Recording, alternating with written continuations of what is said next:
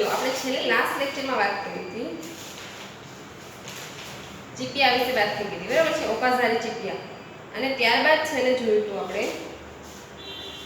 RNA ના પ્રકારો જોઈ લીધા હતા ને આરએનએ ના ત્રણ પ્રકારો આપણે જોયા હતા અને તે ત્રણ પ્રકારો તો એમઆરએનએ ટીઆરએનએ અને આરઆરએનએ ના પ્રકાર જોયા હતા એમઆરએનએ એટલે કે મેસેન્જર આરએનએ ટીઆરએનએ એટલે ટ્રાન્સફર આરએનએ અને આરઆરએનએ એટલે કે સામાન્ય રીતે રિબોઝોમના બંધારણમાં જોવા મળે છે હવે આપણે પ્રત્યાંકનની પ્રક્રિયા શું છે તે સ્ટડી કરવાનું છે પ્રત્યાંકનની પ્રક્રિયા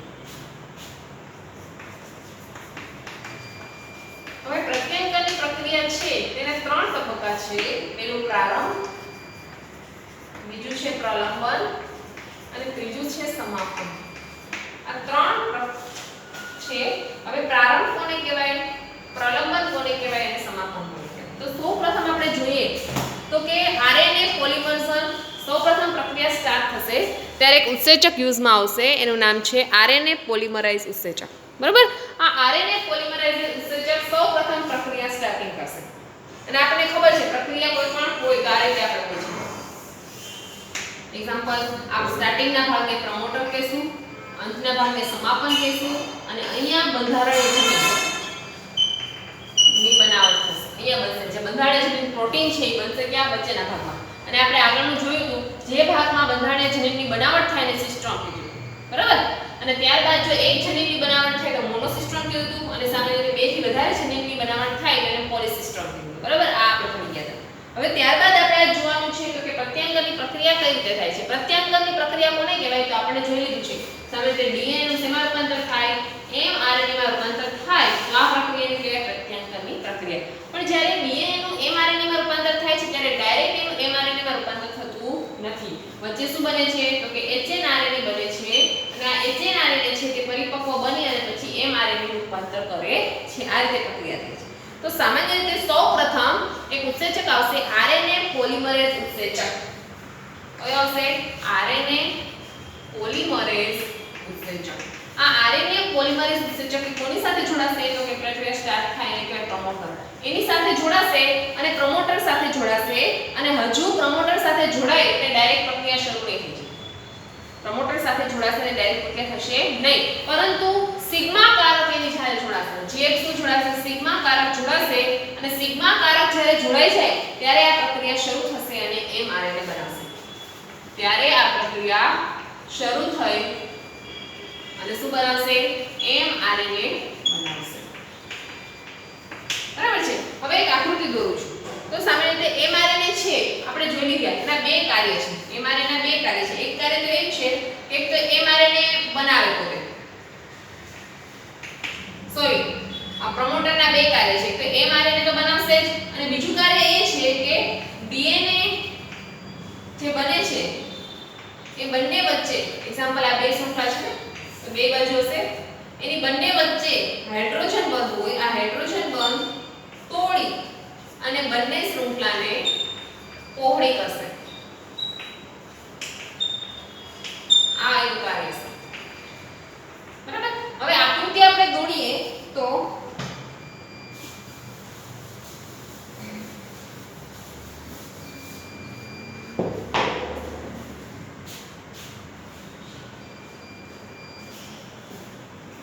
પહેલા આપણે હું તમને પ્રારંભની આકૃતિ દોરું છું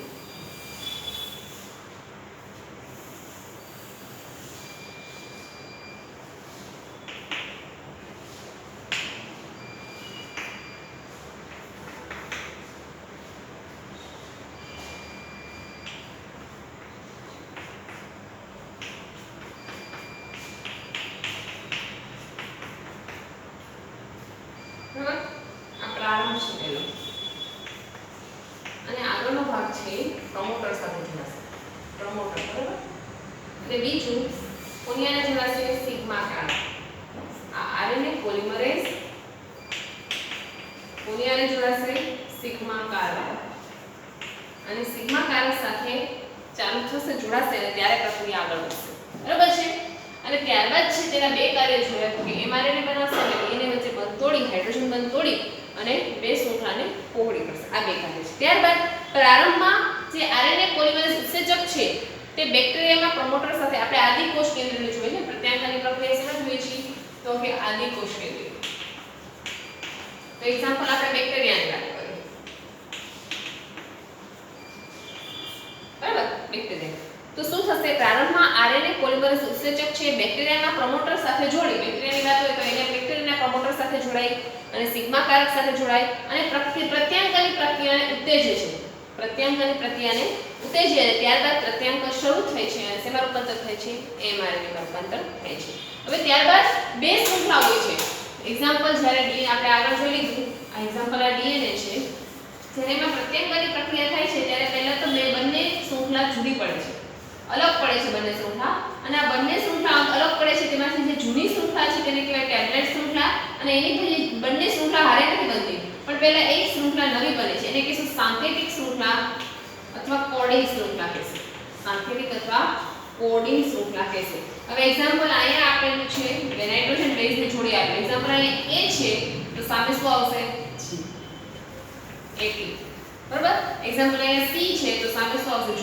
એટલે કે સામાન્ય રીતે જે ટેમ્પલેટ શૃંખલાને આધારે જે નવી બનતી શૃંખલા છે તેની આધારે કોડિંગ થશે. એની આધારે એનું શું થશે? કોડિંગ થશે અને પ્રક્રિયા આગળ વધશે.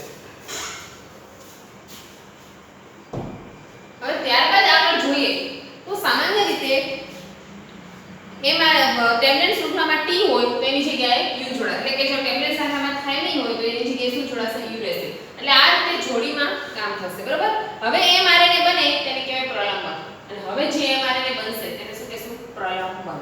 બરાબર, હવે ત્યારબાદ જોઈએ તો કે બંને શૃંખલામાં હવે જો mRNA તો પ્રલંબન કહેશું. RNA ઉત્સેચક સમાપન હોવાને પહોંચી અને સિગ્મા કારકને જોડાઈને રોગકારક જોડાશે. હવે જુઓ, સામાન્ય રીતે આ પ્રક્રિયા સ્ટાર્ટ થશે એના માટે એક કારક છે સિગ્મા કારક અને આ પ્રક્રિયાને જો એન્ડિંગ કરવું છે તો એના માટે બીજું કારક છે રોહ કારક. બરાબર, હવે સિગ્મા કારકે પ્રક્રિયા ચાલુ કરી દીધી, પ્રારંભિક પ્રક્રિયા કરી દેવી. હવે એના પછી બીજી આવશે પ્રક્રિયા એને કહેશું પ્રલંબન. બીજું સ્ટેપ આવશે એને શું કહેશું? પ્રલંબન. એટલે કે જ્યારે સિગ્મા કારક mRNA સાથે જોડાય અને mRNA નું રૂપાંતર થાય તો એને કહેશું પ્રલંબન. DNA માંથી શેનું રૂપાંતર થશે? પહેલા mRNA. તો એને કહેશું પ્રલંબનની પ્રક્રિયા. mRNA બની જાય તો તેને શું કહેશું? પ્રલંબનની પ્રક્રિયા.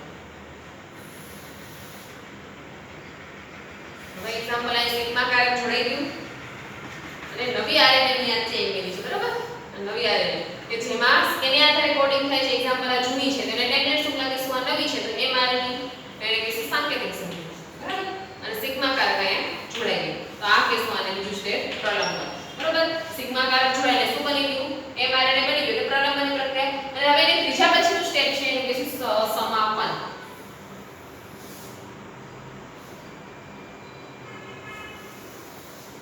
સમાપનમાં શું થાય જુઓ. હવે સમાપન માટેનું એક નવું કારક છે સમાપક સ્થાન. એક્ઝામ્પલ આને સમાપન સ્થાન કહેશું. તો એના માટેનું નવું એક કારક છે રોહ કારક. ઈ રોહ કારક છે તે કોની આને જોડાશે? તો કે આરએનએ પોલિમરેઝ ઉત્સેચક સાથે. હવે આ રોહ કારક જ્યારે આરએનએ પોલિમરેઝ ઉત્સેચક સાથે જોડાશે ત્યારે જે અહીંયા mRNA ની જે શૃંખલા હતી ત્યાંથી નીકળી જશે અને દૂર થઈ જશે. એટલે mRNA ત્યાંથી છૂટો પડી જશે. બરાબર, એવી જ રીતે હવે પછી આવું સેમ ક્યાં થશે? તો કે ઉપરની શૃંખલામાં થશે અને બેક્ટેરિયામાં આ રીતે પ્રત્યાંગની પ્રક્રિયા થશે અને જ્યારે રોહ કારક ઉત્તેજાય ત્યારે પ્રક્રિયા કમ્પ્લીટ થશે, પૂરું થઈ જશે, સમાપન થઈ જશે. બે એટલે યાદ રાખવાનું. આમ રોહ કારક જોડવાથી mRNA ઉત્સેચક DNA સાથે જોડાશે અને ત્યાંથી છૂટો પડશે અને સાથે સાથે mRNA પણ ત્યાંથી છૂટો પડી જશે અને પ્રાપ્તિને ઉત્તેજક કરે એટલે સિગ્મા કારક અને સમાપકને ઉત્તેજક કરે છે એન્ડિંગ છે એ પ્રક્રિયા કરે તો એને રોહ કારક અને જે સ્ટાર્ટિંગની પ્રક્રિયાને ઉત્તેજે તો તેને કીધું કે આપણે સિગ્મા કારક. ઘણીવાર બેક્ટેરિયામાં કોષ કેન્દ્ર હોતું નથી. આપણને ખબર છે આદિ કોષ કેન્દ્રમાં ક્યારેક કોષ કેન્દ્ર હોતું નથી. તેથી કારણ કે જનીન્દ્રવ્ય કોષરસમાં ફેલાયેલું હોય છે. જનીન્દ્રવ્ય આખું કોષરસમાં ફેલાયેલું હોય છે અને જ્યારે પ્રત્યાંગની પ્રક્રિયા શરૂ હોય ત્યારે બીજો છેડો mRNA રિબોઝોમ સાથે જોડાય એ પ્રોટીન બનાવવાનું ચાલુ કરે છે. આવું આદિ કોષ કેન્દ્રમાં જોવા મળે છે. ઘણીવાર કોષ કેન્દ્ર હોતું નથી ત્યારે આદિ કોષ કેન્દ્રમાં આવું જોવા મળે છે પણ ઘણીવાર એક કરતાં વધુ રિબોઝોમ પણ જોડાય. ઘણીવાર એક રિબોઝોમની બદલે વધારે પણ રિબોઝોમ જોડાય તો એને કહેશું પોલિઝોમ. તો સામાન્ય રીતે સુકોષ કેન્દ્રી સંજીવોમાં આવું જોવા મળતું નથી. પોલિઝોમ એકથી વધારે રિબોઝોમની હાજરી પણ સામાન્ય રીતે એકથી વધારે રિબોઝોમની હાજરીમાં ક્યારેક આદિ કોષ કેન્દ્રમાં જોવા મળે છે કારણ કે તેમાં ઘણીવાર કોષ કેન્દ્ર જોવા મળતું નથી એટલા માટે.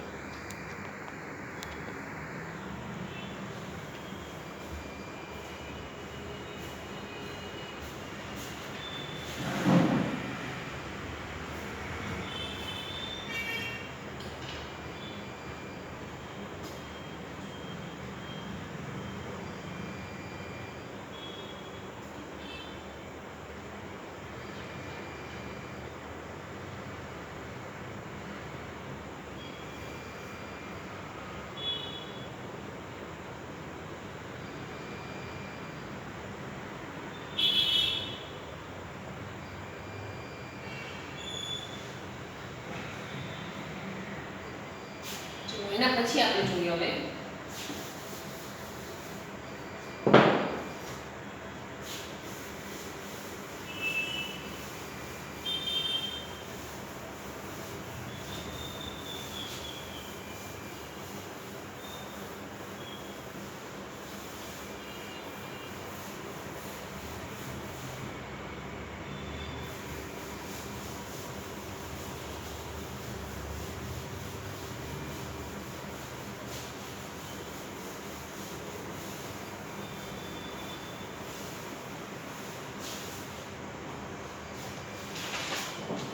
સુકોષ કેન્દ્રિત કોષમાં પ્રત્યાયન.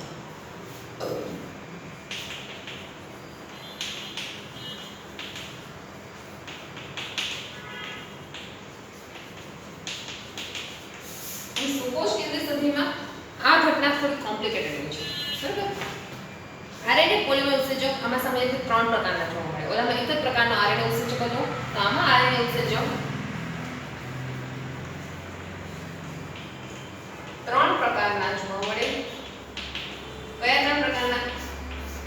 તો કે આરએનએ પોલિમરેઝ 1, આરએનએ પોલિમરેઝ 2 અને આરએનએ પોલિમરેઝ 3.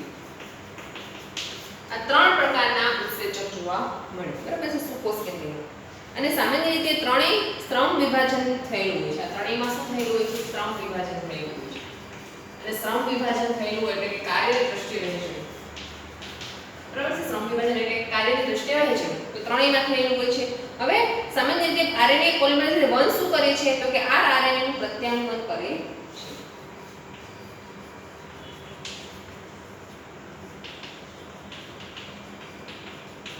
અને આપણને ખબર છે આ આરએનએ રિબોઝોમ તેના બંધારણમાં હોય છે, બરાબર, તેનું પ્રત્યાયન કરે છે.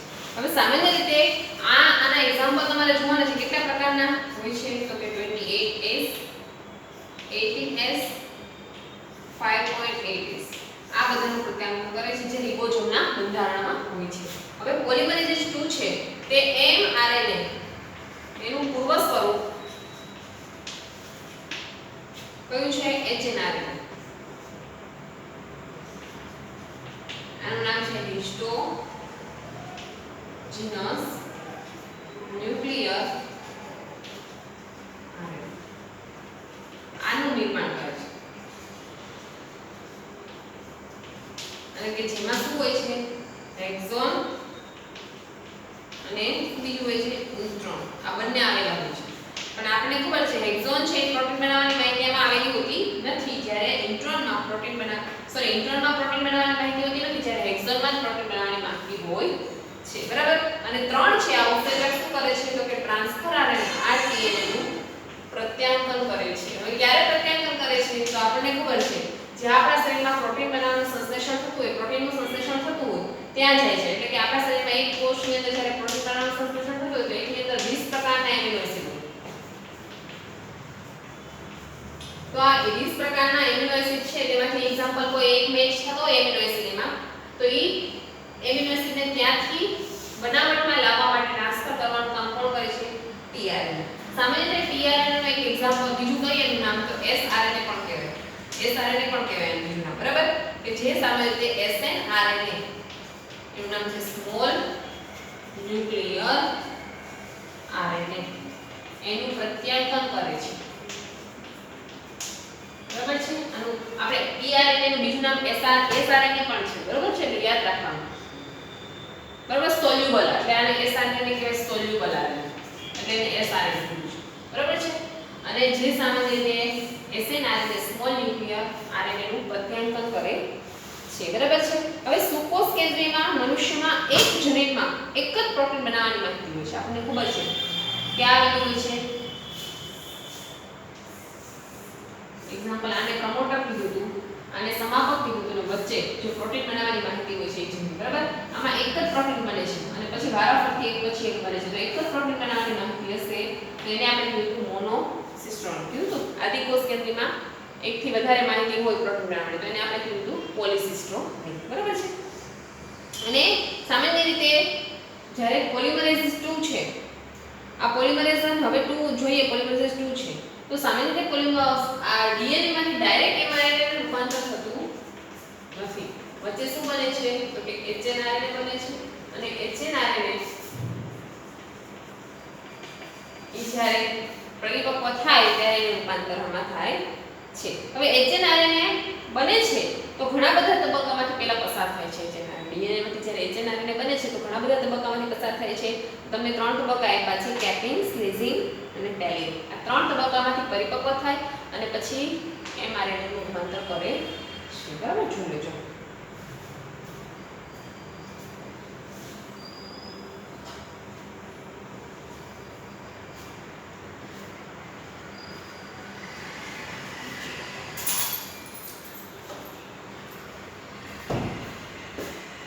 એના પછી આગળ જોઈએ આપણે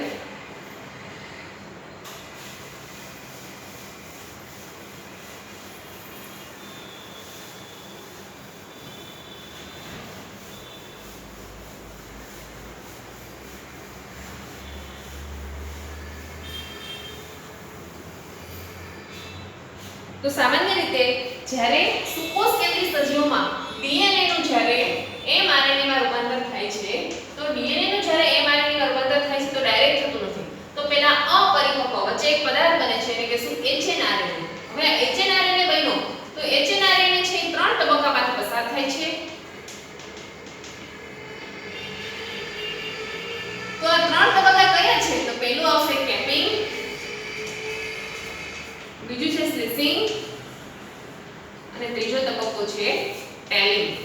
આ ટેલિંગ આ 3 તબક્કામાંથી જ્યારે પસાર થાય છે ત્યારે પરિપક્વ બની જાય છે અને પછી આ HNRNA પરિપક્વ થયેલો RNA તેમાં રૂપાંતર કરે છે mRNA માં રૂપાંતર કરે છે. તો પહેલા કેપિંગ જોશું. તો સામાન્ય રીતે કેપિંગ છે એમાં HNRNA ના બે ભાગ પડે છે. આપણે આગળ જોયા બે ભાગ કયા હતા તો એક હતું એક્ઝોન અને બીજું ઇન્ટ્રોન હતું. એક્ઝોન અને બીજું છે ઇન્ટ્રોન. હવે એક્ઝોન છે કે જેની અંદર પ્રોટીન બનાવવાની માહિતી આવેલી હોય છે અને બીજું ઇન્ટ્રોન છે કે જેની અંદર પ્રોટીન બનાવવાની માહિતી આવતી નથી. તો સામાન્ય રીતે HNRNA ના બે ભાગ પડે છે, એક્ઝોન અને ઇન્ટ્રોન. આને સામાન્ય રીતે કહેશું એક્ઝોન અને ઇન્ટ્રોન કે જેમાં એકમાં પ્રોટીન બનાવવાની માહિતી આવેલી હોય છે, ઇન્ટ્રોનમાં પ્રોટીન બનાવવાની માહિતી આવેલી હોતી નથી. તો આને આપણે કેપિંગ કહેશું. હવે સામાન્ય રીતે કેપિંગમાં શું થાય છે તો સામાન્ય રીતે કેપિંગ ની અંદર RNA નો પાંચમો છેડો છે 5' તરફનો છેડો 5' તરફના છેડા તરફ મિથાઇલ ગ્લાયસોનેલ ટ્રાઇફોસ્ફેટ મિથાઇલ ગ્વાનોસિલ ટ્રાઇફોસ્ફેટ નો અણુ જોડાશે અને તેને શોર્ટમાં આ રીતે લખવાનું MGPPP. આને કહેશું આપણે કેપિંગ. બસ આટલું યાદ રાખવાનું છે. RNA નો જે 5' તરફનો છેડો છે તે ક્યાં જોડાશે તો કે મિથાઇલ ગ્વાનોસિલ ટ્રાઇફોસ્ફેટ MGPPP એના તરફ જોડાશે તો આને કહેશું કેપિંગ. હવે કેપિંગ બાદ બીજો ભાગ આવે છે આને કહેશું સ્લીઝિંગ. RNA નો બીજો ભાગ આવશે આને કહેશું સ્લીઝિંગ. આમાં શું થાય છે ઇન્ટ્રોન ભાગ છે સ્લીઝિંગ માં ઉત્સેચકની મદદથી દૂર થશે. બરાબર છે. ઇન્ટ્રોન ભાગ હવે દૂર થશે. આમાં બે ભાગ હતા એમાં. અને ત્યારબાદ ટેલિંગ માં શું થશે તો કે HNRNA 3' છેડા તરફ HNRNA ના 3' તરફ એક પ્રક્રિયા થશે. કઈ પ્રક્રિયા તો કે 3' તરફ તેમાં પોલીઆલ્ડિનાઇલેશન આ પ્રક્રિયા થશે. પોલીઆલ્ડિનાઇલેશન પ્રક્રિયા થશે. અને આ પોલીઆલ્ડિનાઇલેશન પ્રક્રિયામાં શું છે તો કે સામાન્ય રીતે 200 થી 300 અણુ એડિનાઇલેટ સમૂહના ગોઠવાશે 3' છેડા તરફ ગોઠવાશે. અને જે રચના બનશે તેને કહેશું પોલી એ ટેગ.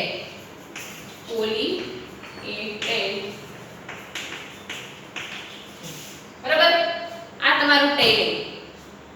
પહેલી પ્રક્રિયામાં જોઈએ કેપિંગમાં શું થયું HNRNA ના બે ભાગ થયો એક્ઝોન અને ઇન્ટ્રોન એટલે કે RNA નો જે 5' નો છેડો છે તે MGPP જોડાય તો તેને કેપિંગ કહેશું. બીજું સ્લિસિંગમાં શું થાય છે તો કે સ્લિસિંગની અંદર ઇન્ટ્રોન ભાગ છે એટલે ઉત્સેચકની મદદથી દૂર થશે તો આ દૂર થયો ઇન્ટ્રોન ભાગ ઉત્સેચકની મદદથી એને સ્લિસિંગ કહેશું અને ત્રીજો ભાગ છે એને ટેલિંગ તો કે HNRNA ના છે એના 3' ના છેડા તરફ એક પ્રક્રિયા થશે કઈ પ્રક્રિયા તો કે પોલીઆલ્બિનાઇઝેશનની પ્રક્રિયા થશે એ પ્રક્રિયામાં શું છે તો કે 200 થી 300 અણુ એડિનાઇલેટ સમૂહના 3' ના છેડા તરફ ગોઠવાશે કેમ કે પ્રક્રિયા પોલીઆલ્બિનાઇઝેશનની પ્રક્રિયા 3' તરફ થશે એટલે 3' તરફ આ પ્રક્રિયા થશે તો આ અણુ પણ 200 થી 300 અણુ સમૂહના ક્યાં ગોઠવાશે 3' ના છેડા તરફ ગોઠવાશે અને જે રચના બનશે તેને કહેશું પોલી એ ટેલ કહેવામાં આવે છે હવે પોલી એ ટેલ પ્રક્રિયા કેવી છે હું આકૃતિ દોરું છું એક્ઝામ્પલ આ 5' નો છેડો છે આ 3' નો 5' ના છેડા પર શું કરેલું MGPPP અને ત્યારબાદ સ્લિસિંગ થશે આ સ્લિસિંગ બરાબર અને પછી શું થાય છે તો કે 200 થી 300 અણુ કેના ગોઠવાય AB ના ઇલેક્ટ સમૂહ તો એને શું કહેશું પોલી આયનિલાઇઝેશન અને જે અણુ બન્યો એને કહેશું પોલી એ ટેલ બરાબર છે અને પછી ત્યારબાદ શું થશે તો કે ત્યારબાદ સ્લિસિંગ થઈ ગયું પોલી આયનિલાઇઝેશન પણ થયું હવે RNA મળે હવે આ પ્રક્રિયા થઈ ગયું સ્લિસિંગ થઈ ગયું ટેલિંગ થઈ ગયું આયનિલાઇઝેશન નો અણુ બની ગયો અને પોલી એ ટેલ અણુ બની ગયો હવે જે RNA બન્યો એ પરિપક્વ બનશે હવે આ પરિપક્વ RNA છે અને આ RNA એક્ઝોન ના અણુ જ હશે હવે ઇન્ટ્રોન તો પહેલા દૂર થઈ ગયો હવે શું રહ્યું હશે ખાલી એક્ઝોન નો અણુ જ રહ્યો હશે અને અહીંયા આપણે દોરીએ તો ખાલી આ 5' આ 3' અહીંયા કયો અણુ રહ્યો હશે એક્ઝોન નો અણુ જ રહ્યો હશે અને અહીંયા લખવાનું પોલી એ ટેલ બરાબર છે આ પ્રક્રિયા થશે અને સામાન્ય રીતે આ પ્રક્રિયામાં જે હવે જે મળશે એ mRNA કેવો હશે પરિપક્વ mRNA જોવા મળશે બરાબર તો અહીં સુધી